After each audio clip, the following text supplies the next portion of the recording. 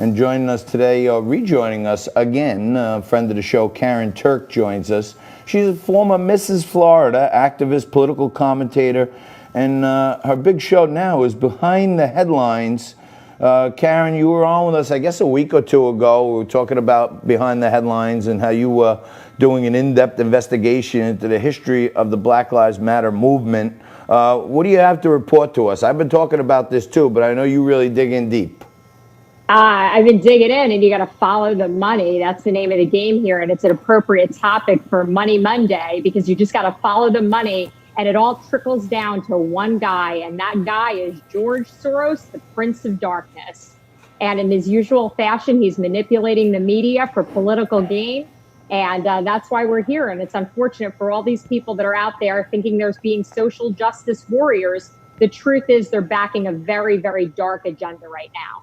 So most of these people, you know, where I live here in New York City, and I live in a, outer borough, Staten Island, more Caucasian than some of the other boroughs, but certainly a united community. And there were a lot of protests here, and there were a lot of white kids that were out there, and white people out there joining black, white, Latino, and it was peaceful here, right? But a lot of these kids don't even realize they're just pawns in a big game of 3D chess that's going on. And George Soros is kind of the puppet master moving the pieces around the board, right? He is. He's the puppet master. He's been doing this for a long time. And I think our memory is kind of short. This goes back to 2013 when Black Lives Matter started trending as a hashtag.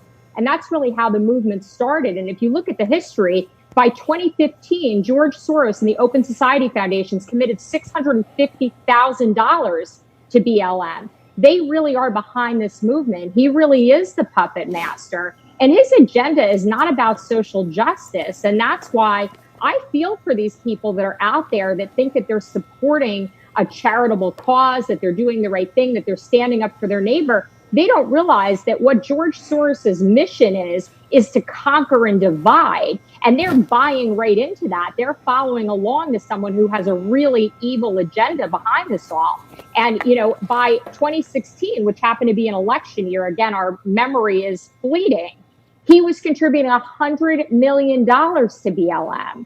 So really, BLM is a George Soros movement.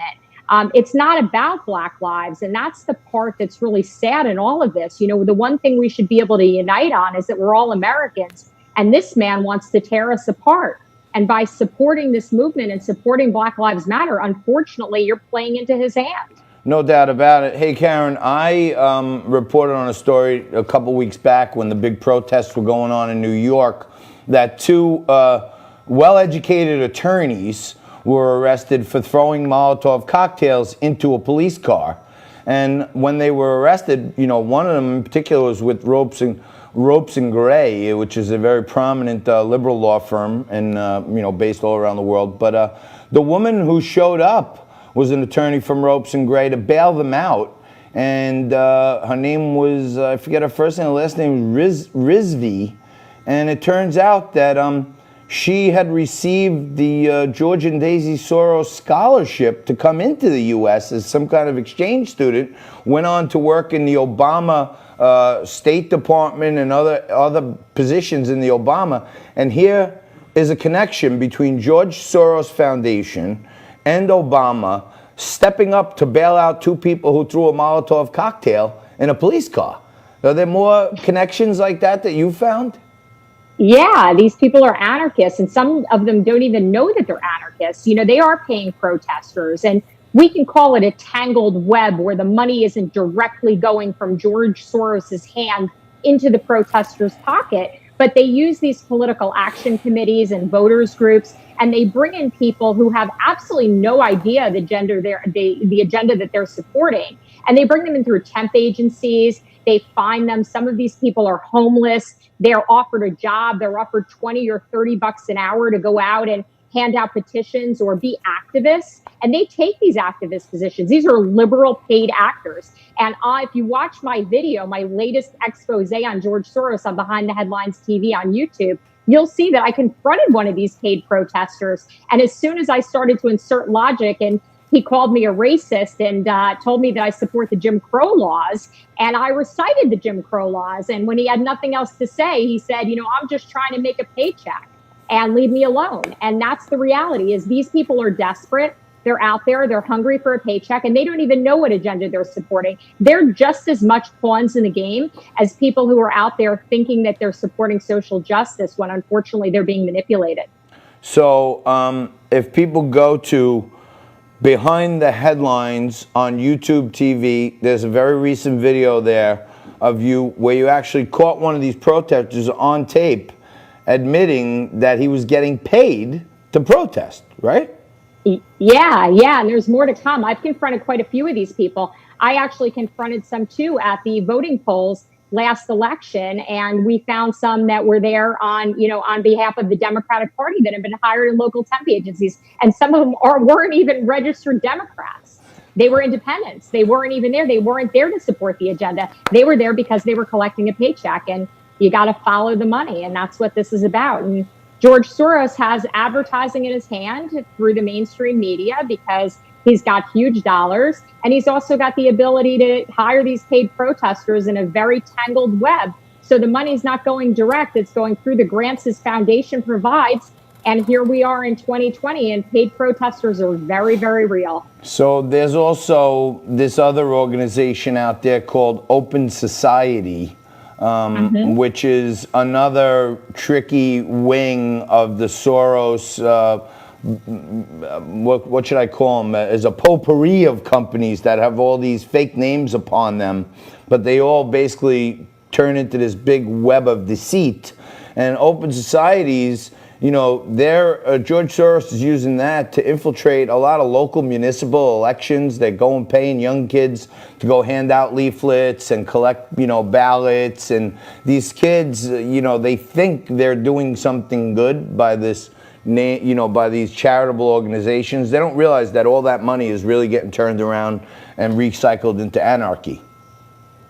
Anarchy is the word, and he's got $52.6 million allocated for 2020, just in time for election season. And that is going to be used for one thing and one thing only, and that's to rig this next election. This is for a democratic, socialist, globalist agenda that he's pushing, and it's against the American people, and it's against moderate Democrats. Even moderate Democrats don't want this, but they buy into the narrative. They're manipulated by the media, and here we are because he's got big dollars to spend.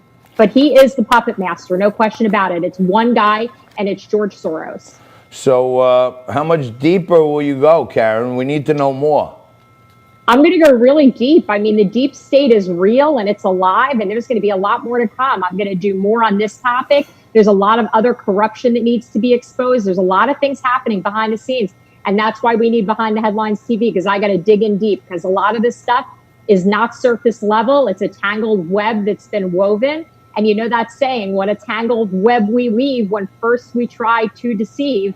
And that's really what's happening here, and they are succeeding. Yeah, well, I think the American people overall are smarter about it. There was a perfect set of circumstances here. People were locked in their house for so long, and then there was this, the left-wing media blew up this, police brutality, which is an issue that needs to be addressed. But, I feel like Soros really hijacked it, and, Donald Trump is operating against so many forces on top of one of the richest guys in the world. Makes his life harder every day, that's for sure. Absolutely. And this way, Joe Biden doesn't have to speak. If they focus on the chaos, they can keep him quiet. Nobody's going to realize that he really can't be president. That's for sure. And that's how they're going to keep the Democrats in the dark right now. All right, Karyn, thank you so much. For those of you watching at home, thank you. I know you like watching Liquid Lunch, but just take a look at my guest here. You're going to have a much more pleasurable experience and learn a lot if you go to Behind the Headlines TV on YouTube.